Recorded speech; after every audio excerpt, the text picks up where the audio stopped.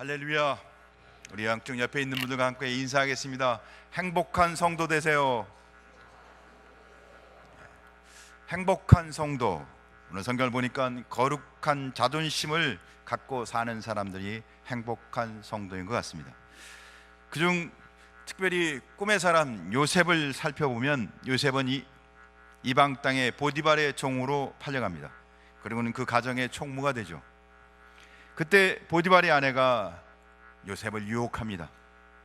이방 땅에서 외롭고 젊은 혈기에 있었지만 그는 거룩한 자존심을 갖고 이렇게 말합니다. 내가 어찌 하나님 앞에 죄를 짓겠습니까? 저는 그럴 수 없습니다. 그는 유혹을 뿌리치고 결국은 감옥에 갑니다. 외로운 청년 요셉은 어떻게 그렇게 유혹을 뿌리치고 자존심을 지킬 수 있었을까요? 나는 하나님의 사람인 것을 분명하게 고백했기 때문입니다. 사랑하는 성도 여러분, 거룩한 하나님의 사람인 것을, 내가 그리스도인인 것을 분명하게 고백하며 살아가는 거룩한 자존심을 갖고 살아가는 성도 되길 주의 이름으로 축복합니다. 반면에 삼손이라는 사람은 하나님께서 그에게 놀라운, 세상이 감당치 못할 만큼 대단한 힘을 주었음에도 불구하고 드릴라의 무릎을 베고 거룩한 자존심을 버립니다. 결국 눈이 빠지고 비참한 인간의 말로가 뭐인지 보여주는 삶을 살아갑니다. 사랑하는 성도 여러분, 신앙생활하며 이런 얘기를 들었을 때 우리는 굉장히 난감하고 억울할 겁니다. 예수 믿는 사람이 왜 그래? 사랑하는 성도 여러분, 그리스도인의 자존감을 갖고 살아가시길 주의 이름으로 축복합니다. 충남 논산 성동면회를 몇 년 전 한번 다녀온 적이 있습니다. 병촌 성결교회라는 교회가 있습니다. 이 병촌 성결교회는 한국전쟁 당시 교인이 74명, 그중 66명이 남자 성도 27명, 여성 성도 29명이 예수 믿는다는 이유로 순교를 당합니다. 그 교회 남은 성도는 아이 포함해서 8명만 남게 됩니다. 순교를 당한 66명 중 서리 집사님은 한 분, 그리고 나머지 65명은 아무 직분도 없는 성도였다고 합니다. 예수님을 안 믿는다고 부인만 하면 다 살 수 있었는데 그들은 끝까지 믿음을 지킵니다. 주님이 주신 그 믿음과 신앙을 지켜 순교를 당했습니다. 더 놀라운 일은 남은 8명, 장년 성도 5명에 불과하지만 휴전 협정 이후 불과 2년 후 그 일대에서 가장 큰 교회 건축을 합니다. 사람들은 다 놀랐습니다. 장년 성도 불과 2명, 5명밖에 되지 않는 교회가 2년 만에 큰 교회를 건축하게 된 것입니다. 기록을 찾아보니까 2년 후 그 교회 성도 수는 131명이었다고 합니다. 어떻게 해서 그렇게 됐는지 생존해 계신 한 권사님께 그 사실을 물어보니까 그 권사님은 그렇게 얘기합니다. 우리는 순교를 하지 않았기 때문에 순교자의 마음으로 전도를 했다고. 우리가 비록 순교를 하진 않았지만 순교적 마음으로 목숨을 걸고 전도를 했다고. 그래서 때로는 돌도 맞고 사람들에게 비웃음도 당하고 하나님이 살아계신데 어떻게 저렇게 많이 성도가 죽냐?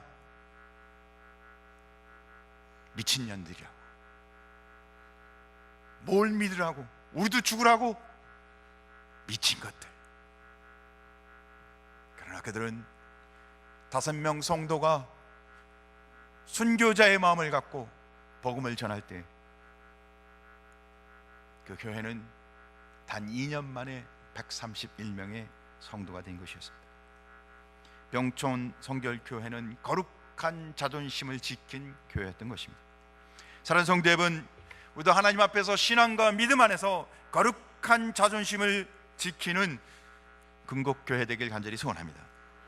오늘 성경 본문을 통해서 우리는 이 거룩한 자존심을 지키는 삶이 어떤 것인지 우리가 함께 나누며 우리 신앙을 분명하게 지키는 성도 되시길 간절히 소원합니다. 첫째, 결코 흔들리지 말아야 합니다.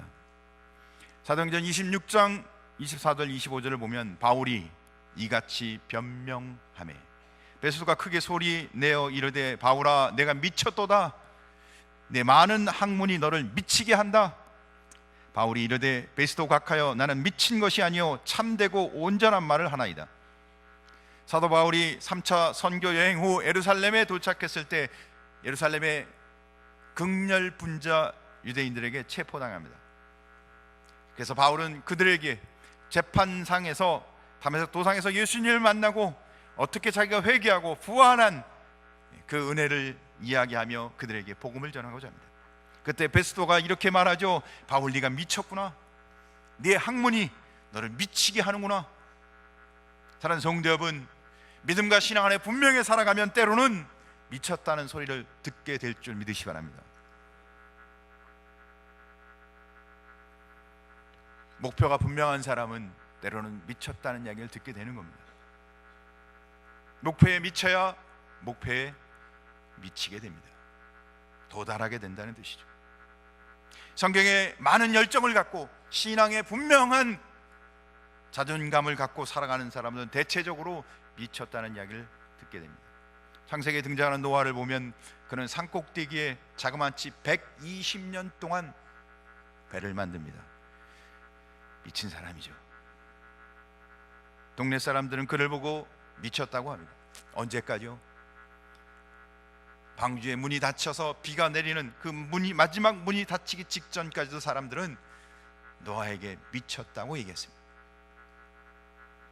요한복음 10장 20절을 보면 유대인들은 예수님을 향해 귀신 들려 미친 자라고 비난하고 힐난합니다. 누구에게요? 예수님께 귀신 들려 미친 사람이라고 말합니다. 마가복음 3장 21절에 보면 예수님의 가족과 친족조차도 예수님을 미쳤다고. 누가요? 예수님의 가족과 친척도 예수님을 미쳤다고. 사도행전 2장을 보면 마가의 다락방에 함께 모여 기도하가 성령의 세례를 받게 됩니다. 제자들이 갑자기 다른 언어로 방언이 터져서 이야기를 합니다. 그 모습을 보고 있던 유대 사람들은 저들이 미쳤구나. 사도행전 2장 12절과 13절을 보면 다 놀라워 당황하여 서로 이르되 이 어찌 된 일이냐.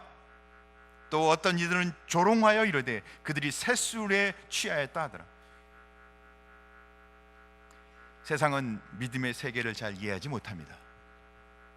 육에 속한 사람들은 진리를 잘 알지 못하며 믿음의 사람들을 미친 사람 취급하고 조롱합니다. 힐난합니다. 여러분, 미친 사람 조소와 비난이 있을지라도 두려워하지 마십시오. 진리는 언젠가 다 드러나게 돼 있는 줄 믿으시 바랍니다.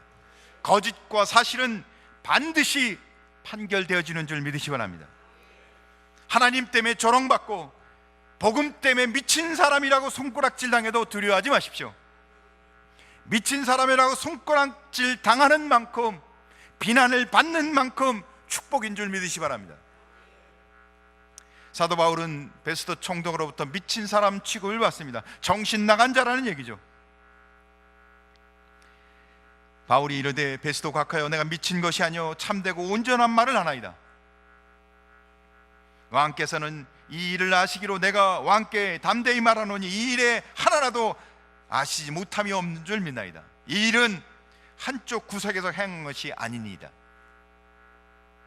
바울을 미쳤다고 하는 베스도에게, 그리고는 그 옆에 있던 아그리빠 왕에게 바울이 이야기하는 거예요. 베스도 각하여 내가 미친 것이 아니고 나는 지금 참말을, 진리를, 생명의 언어를 이야기하고 있습니다. 아그리빠 왕이여, 당신이 다 알고 있지 않습니까? 보고 다 받지 않았습니까? 내가 한 구석에서 일어난 일을 하는 게 아니라 온 천하가 다 알고 있는 이야기를 이야기하고 있지 않습니까?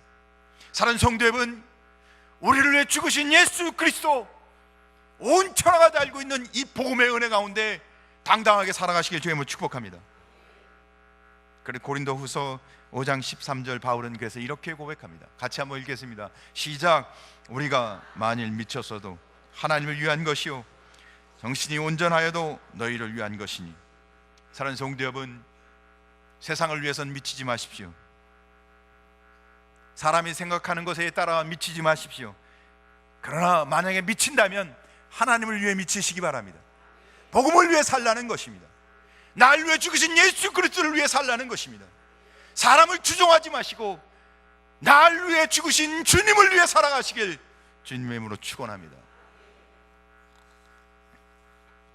세상에 썩어질 걸 위해 살면 뭐가 남겠습니까? 그러나 주를 위해 살면, 주를 위해 사는 자는 영원한 영생의 삶이 있는 줄 믿으시기 바랍니다. 여러분, 어디에 미쳐 삽니까? 어디에 관심을 갖고 있나요? 여러분, 어디에 열정을 갖고 여러분의 마음과 관심과 여러분이 모두 어디에 지금 삶을 투자하고 계신가요? 주를 위해 살다가 도리어 미쳤다 비난을 받아도, 세상이 다 비웃을지라도 흔들리지 마시고 예수를 위해 사는 거룩한 성도 되시길 주의 이름으로 축복합니다. 성도는 세상을 위해 미친 것이 아니라 주를 위해 미친 사람이 되어야 하는 거예요. 하나님을 위해 미친 사람이 되어야 돼요. 그래서 하나님을 위해 미친 자는 이것이 분명히 있어요. 두 번째, 구원의 확신을 가져야 합니다. 할렐루야. 구원의 확신을 갖는 성도 되길 주의 이름으로 축복합니다. 사도행전 26장 26절 27절 왕께서는 이 일을 아시기로 내가 왕께 담대히 말하노니 이 일에 하나라도 아시지 못함이 없는 줄 아나이다. 이 일은 한쪽 구성에서 행한 것이 아니니이다. 아그리빠 왕이여, 선지자를 믿으시나이까? 믿으시는 줄 아나이다. 왕께서 선지자를 믿지 않습니까? 내가 믿는 줄 알고 있어요. 그랬더니 그가 뭐라고 얘기해요? 아그리빠 왕이 내가 적은 말로 나까지 그리스도인을 만들려고 하는구나. 그래서 바울이 다시 이야기합니다. 말이 적으나 많으나 당신뿐만 아니라 오늘 내 말을 듣는 모든 사람이 내가 이렇게 결박된 것 외에는 다 나처럼 되길 원하이다. 할렐루야. 바울은 확신에 차 있었어요. 그런데 아그리빠 왕 입장에서 보면 어처구니가 없어요. 죄수가 지금 이 죄수를 심판하는, 재판하는 자리에서 왕에게 뭐라고 이야기하고 있어요? 당신도 나처럼 되라는 거예요. 어처구니가 없는 이야기죠. 착고에 처해서 왕이 죽이라면 죽어야 되는 죄수가 왕에게 당당하게 내가 결박된 것 외에는 당신도 나처럼 되길 원합니다. 할렐루야. 사랑하는 성도 여러분, 이 확신과 은혜가 우리 건국의 온 성도들의 삶과 입술의 고백으로 고백되어지길 주님을 축복합니다. 구원받은 성도라는 게 얼마나 위대하고 놀라운 일입니까? 그러니까 바울은 뭐라고 얘기해요? 나처럼 되길 원합니다. 나는 예수님 만나 구원받고 영생을 얻은, 그래서 당신도 예수님 만나 구원받고 하나님의 자녀가 되길 바랍니다. 사랑하는 성도 여러분, 바울이 이 땅에서 영원한 영생을 소유했기에, 영원한 하나님 나라가 있었기에 그는 당당했던 것입니다. 그래서 도리어 베스도 총독 아그리빠 왕에게 그들을 불쌍히 측은히 여기고, 사랑하는 성도 여러분, 눈에 보이는 것을 부러워하지 마시고 영적인 눈을 떠서 하나님의 은혜를 바라보는, 하나님의 은혜가 무엇인지를 깨닫는 성도 되길 주의 이름으로 축복합니다. 그러니까 불쌍히, 저 불쌍한 영혼, 당신도 나처럼 되길 원합니다. 바울은 다메섹 도상에서 예수님 만나고 박해자요 핍박자였던 그가 이제는 그 은혜를 전하는 전도자의 삶을 살아갑니다. 그러게 수많은 고난과 고통과 역경 속에서도 그는 항상 기뻐합니다. 왜죠? 영원한 하나님 나라, 영원한 하나님의 은혜가 자기 것인 것을 확신했기에 고난도 행복, 고난도 영광, 고난도 주께 찬송으로 드려질 수 있었던 것입니다. 그래서 구원받지 못한 영혼을 보면 그 영혼이 부러운 게 아니라, 왕이라도 총독이라도 부러운 게 아니라 불쌍히 여겼던 겁니다. 비록 자신은 죄의 수이기에 육신은 묶여 있었지만 자기를 심판하고 재판하고 있는 왕과 총독은 영혼이 묶여 있는 자들이기에 그들에게 당당하게 선언했던 겁니다. 내가 묶인 것 외에는 당신도 나처럼 예수님 믿고 구원받길 원합니다. 사랑하는 성도 여러분, 이 확신 가운데 살아가길 주님의 이름으로 축원합니다. 이 은혜를, 이 확신을 갖고 살아가는 자들은 행복할 수밖에 없습니다. 성경은 이 은혜를 분명히 고백하는 자들은 성령 충만한 은혜가 있음을 우리에게 명백히 보여줍니다. 신음하고 걱정하십니까? 세상에 온통 근심 가운데 있습니까? 왜죠? 예수 그리스도께서 내게 주신 은혜를 확신하고 살아가지 않기 때문입니다. 스데반은 죽음의 자리에서도 성령 충만하여 해와 같이 밝은 얼굴로 도리어 죽어가면서도 도리어 돌을 던져 자기를 죽이는 자마다 더 행복한 얼굴로 하나님 나라에 간 줄 믿으시기 바랍니다. 예수 그리스도를 믿는 구원의 확신 가운데 어떤 역경과 환경 속에서도 도리어 성령 충만하여 더 행복한 성도의 삶을 살아가시길 주님의 이름으로 축원합니다. 세상은 겉은 화려해 보이지만 속은 비어 있습니다. 영혼은 남녀한 속빈 강정입니다. 몸은 자유로운 것 같지만 영혼은 사슬에 묶인 가련한 인생들입니다. 우리는 예수 그리스도의 핏값으로 구원받은 하나님의 자녀입니다. 할렐루야. 이 은혜와 이 확신 가운데 눈에 보이는 것 보지 마시고 영안이 뛰어 안 보이는 것 보며 당당하게 구원의 확신 가운데 살아가는 성도 되길 주님으로 축원합니다. 그래서 이 확신 가운데 살아가는 성도는 무엇이 있어야 돼요? 거룩한 자존심을 갖고 살아갑니다. 따라합시다. 거룩한 자존심을 갖고 살아갑시다. 사도행전 26장 29절 바울이 이르되 말이 적으나 많으나 당신뿐만 아니라 오늘 내 말을 듣는 모든 사람도 다 이렇게 결박된 것 외에는 나와 같이 되기를 하나님께 원하나이다. 너의 학문이 너를 미치게 한다. 조롱당하고 비웃음을 당했지만 바울은 전혀 위축되지 않습니다. 도리어 더 당당합니다. 당신도 나처럼 되길 원합니다. 죄수가 권력 앞에 누구나 다 위축되는 것이 당연하지 않을까요? 고관 대작 앞에 서면 사람들이 조금은 어떻게 해요? 작아 보이지 않습니까? 그런데 바울은 더 당당합니다. 나처럼 되길 원합니다. 나처럼 되십시오. 예수님과 함께하는 사람이 되십시오. 사랑하는 성도 여러분, 예수 믿는 게 분명하다면 그 어떤 것, 그 어떤 권세, 그 어떤 힘 앞에서도 당당하게 거룩한 자존심을 갖고 살아가는 성도 되길 주의 이름으로 축복합니다. 바울의 외모를 한번 보십시오. 그는 벌써 2년 이상 감옥에서 지내서 형색이 형편없는 초라한 사람입니다. 거기다 착고에 처해서 죄수로 끌려 나와 있어요. 근데 그가 오늘 이렇게 말하고 있는 거예요. 나는 행복합니다. 난 예수님 만나서 당당합니다. 비록 베스트 총독 아그리빠 왕이 나를 심판하고 있지만 당신들도 나처럼 예수님 만나서 행복하고 나처럼 살아가길 원합니다. 사랑하는 성도 여러분, 예수 만난 것으로 세상을 이기는 성도 되길 주의 이름으로 축복합니다.